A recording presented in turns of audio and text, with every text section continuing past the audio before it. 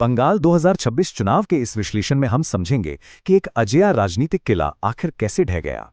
सबसे बड़ा सवाल यही है, 15 सालों की वो मजबूत सत्ता ताश के पत्तों की तरह कैसे बिखर गई।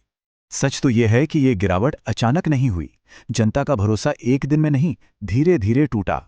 2011 से 21 तक सत्ताधारी पार्टी एक ऐसी अजेय ताकत थी जिसका दूर दूर तक कोई विकल्प नहीं था। लेकिन फिर सिंडिकेट राज, कटमनी और स्थानीय तानाशाही ने जमीनी स्तर पर लोगों में गहरी नाराजगी भर दी। भ्रष्टाचार बिल्कुल दीमक की तरह साबित हुआ, जिसने इस बेहद मजबूत इमारत को भीतर से पूरी तरह खोखला कर दिया। नॉर्थ बंगाल जहां विकास की अनदेखी से नाराज था, वहीं साउथ बंगाल वसूली और कुशासन से तंग आ चुका था। ऐसे में विपक्ष ने पन्ना प्रमुखों के जरिए सीधा संवाद किया और सालों से फैले डर के माहौल को तोड़ा। एक वक्त था जब महिलाएं सत्ताधारी पार्टी की सबसे बड़ी ताकत थी, खासकर उन लाभकारी योजनाओं की वजह से। लेकिन आरजी और संदेश खाली जैसी घटनाओं ने साबित किया कि सरकारी योजनाएं महिलाओं की बुनियादी सुरक्षा का विकल्प नहीं। इसी असुरक्षा के बीच एक पीड़ित मां का ऐतिहासिक संघर्ष सामने आया और नारा गूंजा, खुद ही सिस्टम बन जाओ।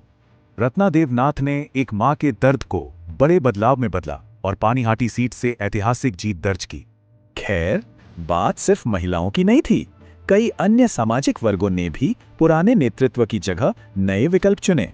मुस्लिम युवा, भद्रलोक, मथुआ और ओबीसी जैसे मजबूत वोट बैंकों ने भी एक सुर में बदलाव का ही साथ दिया। दरअसल लोगों को अब पहचान की राजनीति नहीं, बल्कि आधुनिक शिक्षा, सुरक्षित समाज और ठोस रोजगार की सख्त जरूरत थी। इसके अलावा कारखानों के पलायन और बढ़ती बेरोजगारी से उपजी आर्थिक हताशा का भी सीधा असर वोटिंग पर पड़ा। बाहर तरक्की देखकर लौटे इन प्रवासी मजदूरों ने साफ कर दिया कि उन्हें मुफ्त का राशन नहीं, बल्कि कारखाने चाहिए। साफ था कि अब लोगों की प्राथमिकता कोई अस्थायी मदद नहीं, बल्कि आर्थिक सम्मान और रोजगार के नए अवसर थे। और इन्हीं व्यवस्थागत और आर्थिक विफलताओं का नतीजा था 2026 का वो जनादेश, जिसने सारे समीकरण पलट दिए। नतीजा ये हुआ कि सत्ताधारी पार्टी को सीधे सीधे 120 से भी ज्यादा सीटों का भारी नुकसान उठाना पड़ा। विपक्ष ने करीब 50% वोट के साथ बड़ी जीत हासिल की। सत्ताधारी दल 100 सीटों के अंदर सिमट गया।